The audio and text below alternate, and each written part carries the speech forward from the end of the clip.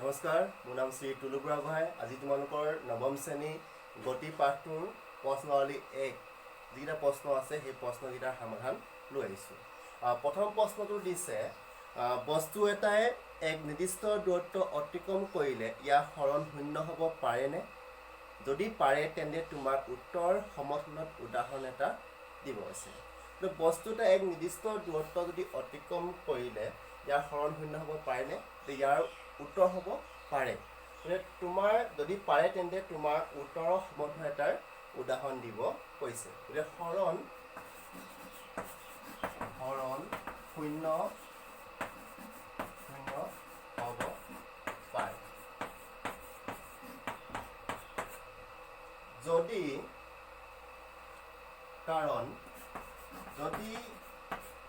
এজন মানুহে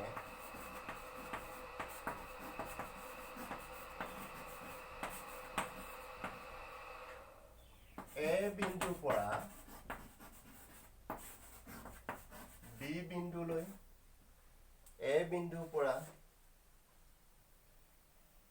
B বিন্দুলৈ, B বিন্দুৰ পৰা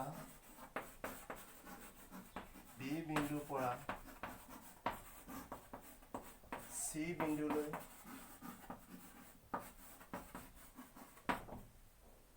C বিন্দুৰ পৰা D বিন্দুলৈ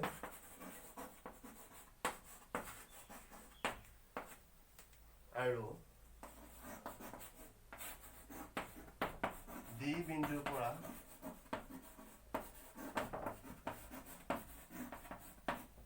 A বিন্দুলৈ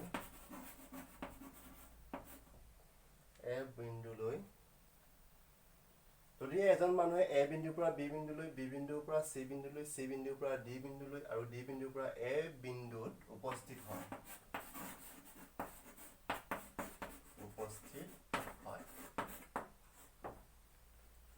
গতিকে ইয়াত চিত্ৰ এটা দেখাইছোঁ। ধৰা হ'ল এইটো চিত্ৰ, এইটো A বিন্দুৰ পৰা আৰম্ভ কৰিছে, A বিন্দুৰ পৰা B বিন্দু পালেগে, B বিন্দুৰ পৰা C বিন্দুলৈ গ'ল, C বিন্দুৰ পৰা D বিন্দুৰ পৰা আহিলে, D বিন্দুৰ পৰা পুনৰ A বিন্দুত উপস্থিত হ'ল। গতিকে এই চিত্ৰটো চাওঁ। গতিকে যদি এজন মানুহে A বিন্দুৰ পৰা B বিন্দুলৈ, B বিন্দুৰ পৰা C বিন্দুলৈ, তাৰপিছত C বিন্দুৰ পৰা D বিন্দুলৈ আৰু D বিন্দুৰ পৰা A বিন্দুত উপস্থিত হয়, তেন্তে ইয়াৰ কিছে হৰণ শূন্য হ'ব। কিন্তু অতিক্ৰম কৰা দূৰত্ব A পৰা B লৈ যিমান দূৰত্ব গৈছে, B পৰা C, C পৰা D, D পৰা A গোটেইকেইটা আমি যোগ কৰিব লাগিব। গতিকে ইয়াৰ যিটো শুদ্ধতা পাইছোঁ, হৰণ শূন্য হ'ব পাৰে। আৰু যদি এজন মানুহে যদি A পৰা B লৈ গৈছে, B পৰা C লৈ গৈছে, C পৰা D গৈছে আৰু পুনৰ D পৰা যদি A বিন্দুত মানে একেই বিন্দুত যদি উপনীত হৈছেগে, তেতিয়া ইয়াৰ হৰণ কি হ'ব? শূন্য হ'ব। গতিকে হৰণ কিয় শূন্য হ'ব? যদি যিটো বিন্দুৰ পৰা আৰম্ভ কৰি পুনৰ আকৌ সেই বিন্দুত যদি উপনীত হৈছেগে, তেন্তে ইয়াৰ হৰণ শূন্য হ'ব। পিছৰটো কুৱেশ্যনলৈ গৈছোঁ।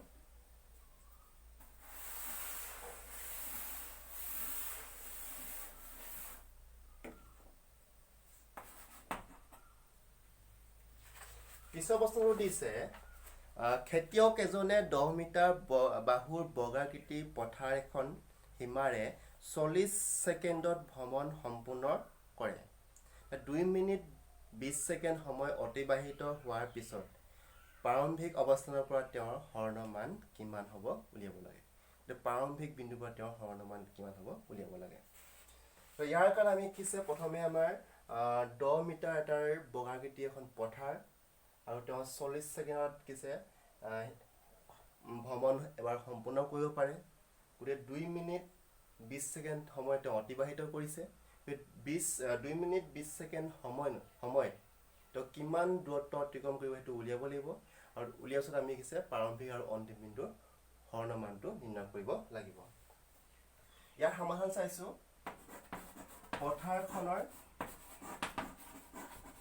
পথাৰখনৰ পৰিসীমা পথাৰখনৰ পৰিসীমা সমান 4 ইনটু যেটো পথাৰখন বগাকৃতি বা পথাৰ হয় গতিকে আমাৰ 4 ইনটু বাহু কৰিলে হ'ব 4 ইনটু 10 মিটাৰ সমান 40 মিটাৰ দিয়া আছিল আমাৰ সময় দিয়া আছিল 2 মিনিট 20 সেকেন্ড গতিকে আমি যদি সেকেন্ডত যদি লৈ যাওঁ তেন্তে হ'ব 2 into 60 plus 20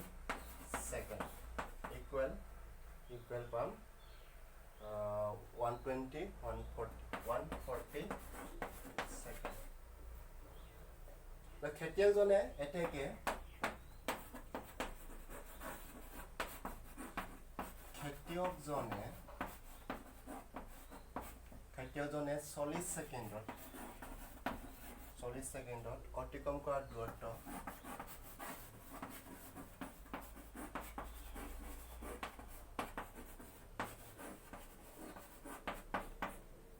কাৰণ আমাক দিয়া আছিলে মানুহজনে এপাক মাৰিব কাৰণে কিমান দূৰত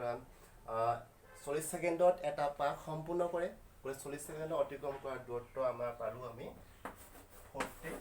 মিটাৰ যেহেতু পথাৰখনৰ এটা পাক মাৰিব গতিকে পথাৰখনৰ যদি পৰিসীমা পাইছো আমি 40 মিটাৰ গতিকে 40 সেকেন্ডত এটা পাক সম্পূৰ্ণ কৰে গতিকে খেতিয়কজনে 40 সেকেন্ডত কিছে অতিক্ৰম কৰা দূৰত্ব 40 মিটাৰ সেকেন্ডত কিছে এটাকে কিছে খেতিয়কজনে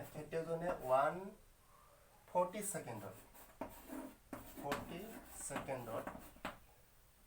সেকেন্ডত অতিক্ৰম কৰা দূৰত্ব হ'ব যেহেতু 40 সেকেন্ডত 40 মিটাৰ যায় 40 সেকেন্ডত 40 মিটাৰ যায় গতিকে 1 সেকেন্ডত কিবা 40 বাই 40 সেকেন্ড মানে পাৰ সেকেন্ডত 1 মিটাৰ কে যায় সো 40 by 40 into 140 আহিব ইমান মিটাৰ সো ইকুৱেল পাম আমি 140 মিটাৰ গতিকে মানুহজনে 140 সেকেন্ডত 140 মিটাৰ অতিক্ৰম কৰে 140 মিটাৰ মানে কিমান পাক ঘূৰিলে আমি পাকৰ সংখ্যা যদি উলিয়াও এতেকে 140 মিটাৰত পাকৰ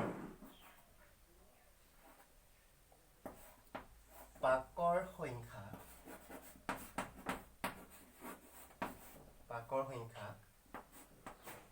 যেহেতু মুঠ পৰিসীমা পাইছো আমি 40 মিটাৰ গতিকে 40 মিটাৰ হলে কিছে এপাক হয় গতিকে 140 মিটাৰত কেইপাক হ'ব গতিকে 140 মিটাৰ ডিভাইডেড বাই 40 মিটাৰ কিছে গতিকে আমি কিছে 40 মিটাৰত যদি এপাক হয় তে 140 মিটাৰত কেইপাক হ'ব গতিকে আমি হৰণ কৰিলে হ'ল আৰু এইটো হৰণ কৰিলে আমি পাম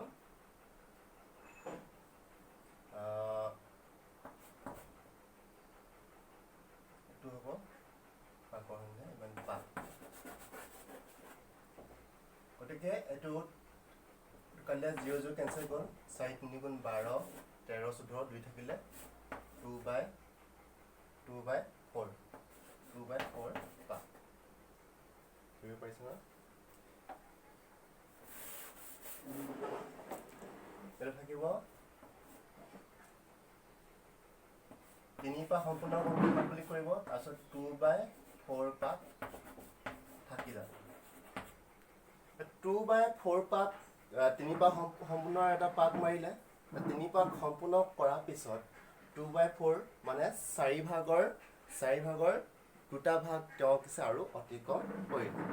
আমি চাও চিত্ৰ হয় যদি চাও আমি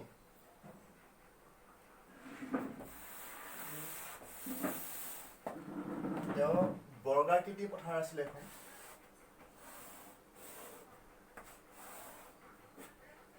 A B C D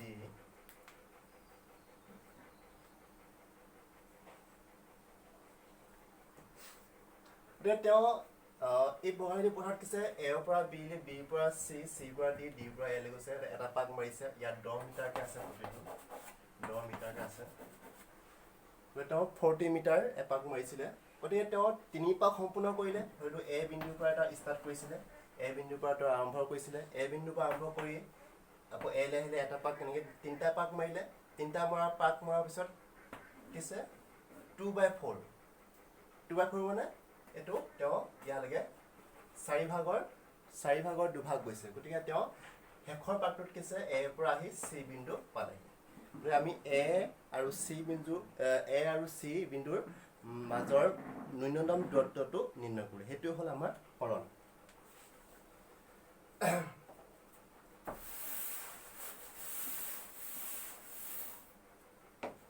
এতেকে খেতিয়কজনে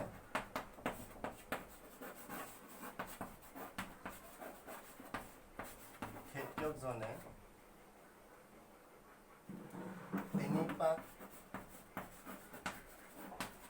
ঘূৰাৰ পিছত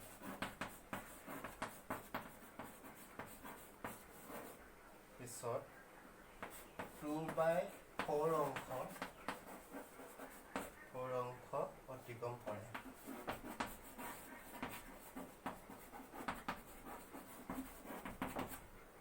এতেকে খেতিয়কজনে 3 পাক ঘূৰাৰ পিছত 3 পাক ঘূৰাৰ পিছত কিছে 2/4 অংশ কিছে অতিক্ৰম কৰে এতিয়া চতুৰ্থ পাকত যোৱাৰ দূৰত্ব দিব লাগে এতেকে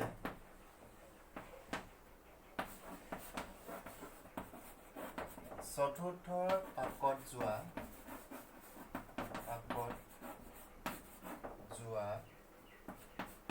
দূৰত্ব সমান 2/4 into 40 মিটাৰ মুঠ 40 মিটাৰ আছিলে মুঠ 40 মিটাৰ আছে তো 40 মিটাৰ কিমান অংশ 2/4 অংশ তো 2/4 কিমান অংশ আমি এতিয়া এটো কাট কৰিলে আমি 2 2 20 কিমান হ'ব 20 মিটাৰ তো 20 মিটাৰ অতিক্ৰম কৰিলে চতুৰ্থ ভাগত তেওঁ কিছে 20 মিটাৰ অতিক্ৰম কৰিলে 20 মিটাৰ অতিক্ৰম মানে ইয়াত 10 মিটাৰ তেটো সম্পূৰ্ণ 3 পাক কমপ্লিট কৰিলে পাছত কিছে ইয়াত 10 মিটাৰ ইয়াত 10 মিটাৰ মানে এ বিন্দুৰ পৰা আহি তেওঁ চি বিন্দুত পুনৰ পালেহি তে এ টো হ'ল প্ৰাৰম্ভিক বিন্দু আৰু চি টো হ'ল তেওঁৰ অন্তিম বিন্দু গতিকে আমি ইয়াৰ হৰণ যদি উলিয়াব হয় এই হয় ইয়াৰ হৰণ হ'ব মানে এ আৰু চি ন্যূনতম দূৰত্ব এতেকে হৰণ যদি চাওঁ হৰণ সমান যেহেতু এটো এটাৰ সমকোণী ত্ৰিভুজ গতিকে আমি ইয়াৰ এটো 10 মিটাৰ গতিকে যদি আমি পাইথাগোৰাছৰ সূত্ৰ এপ্লাই কৰোঁ তেন্তে আমি ইয়াত হৰণৰ যিটো মান যদি চাওঁ ইয়াত হিবগে চাওঁ কি হ'ব AC square equal AD square plus DC square এইটো সূত্ৰ আমি এপ্লাই কৰিছোঁ AC মানে কি AC টো হ'ল হৰণ আৰু এইটা হ'ল বাহু গতিকে আমি AC মানটো উলিয়াব লাগিব AC হৰণটো স্কোয়াৰ আছিলে আমি সিফাললৈ গ'লো গতিকে স্কোয়াৰ ৰোড অভাৰ আহিলে 10 স্কোয়াৰ প্লাছ 10 স্কোয়াৰ ইয়াৰ মানটো চাওঁ 100 প্লাছ 100 ইকুৱেল 200 সমান road over 2 into 100 equal 10 road to meter এইটো হ'ল আমাৰ হৰণ ঠিক আছে এইটো হ'ল আমাৰ হৰণ ইয়াৰ যোগেদি আমি এইটো হৰণটো কৰিলোঁ বুজি পাইছা নেক্সট আমি পিছৰ অপশ্যনটোলৈ যাব বিচাৰিছোঁ কুৱেশ্যন নম্বৰ 3